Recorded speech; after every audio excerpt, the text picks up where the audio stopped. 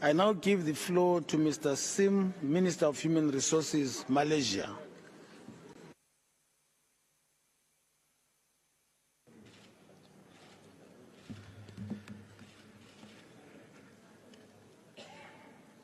Mr. President, fellow delegates, salam from Malaysia.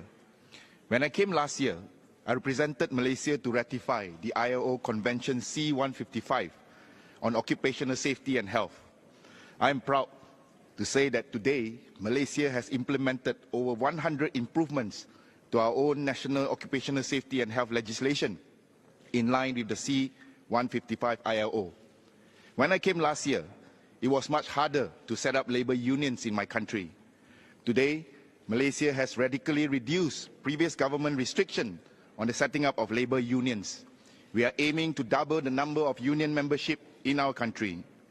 When I came last year, we had 3 different sets of labor standards governing the 3 regions of Peninsular Malaysia and the Bornean states of Sabah and Sarawak. Today, we have synchronized these 3 labor standards, thus giving equal rights and protection to every workers in Malaysia, regardless of gender, race, religion, and region after 20 years of disparity. Today, we have not only increased social security benefits by 20%, we have also extended the full social security coverage previously only enjoyed by citizen workers to migrant workers. The government of Malaysia has also recently approved to expand social security benefits and protection from work-related accidents only to a 24-hour protection beyond just workplace disaster. Our national unemployment is at a 10-year low. Statutory minimum wage has increased by 13% this year, while median monthly wage has increased by 11% compared to when I came to this conference a year ago. Today, I also come to the ILC with the final draft of our new gig workers bill in hand, and I look forward to tabling this historic legislation in the coming Malaysian Parliament. I'm confident that the conversation we have here will strengthen Malaysia's resolve to put our country among the handful of jurisdictions in the world to protect workers in the gig economy with a formal legislation.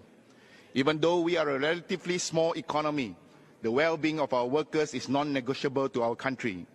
As the Director General's report rightly pointed out, the challenges are immense, from geoeconomics to geopolitics, from ecology to technology. And to complicate matters further, some want us to believe that relationships between countries are purely transactional, that trade is zero-sum, that this is all a game of us versus them.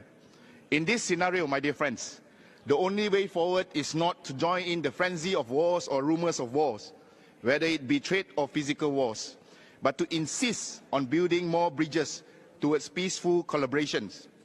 If anything, COVID-19 has shown us that no one is safe until everyone is safe.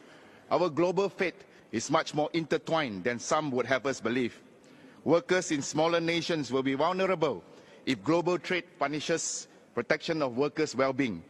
Worker skills cannot be improved if big corporations travel globally in search of cheap, low-skilled labor, paying only subsistence wages. As those in the workers' movement know deeply, it is only through solidarity can we achieve our goals of empowerment. ASEAN, which met about 2 weeks ago in Kuala Lumpur, has committed to such solidarity through the Kuala Lumpur Declaration, outlining a vision of close cooperation between member states for the next 20 years. Multilateral platforms such as the ILO need to do more to foster such solidarity. I'm thankful that the ILO is working with ASEAN under the chairmanship of Malaysia to launch the ASEAN Year of Skills 2025, which consolidates the efforts of member states to empower our citizens in terms of 21st century skills. This is the way forward. More conversations, more coalitions, more collaborations, and more concerted actions. Finally, in the same spirit, I want us all to remember workers, children, women, the innocent lives being killed, attacked daily in Palestine. The world must stand firm and not forget Palestine. Malaysia supports ILO's emergency response plan for Palestinian workers, but we must collectively do more to end the war now, there in Palestine and everywhere in the world. Thank you, Mr. President. Terima kasih.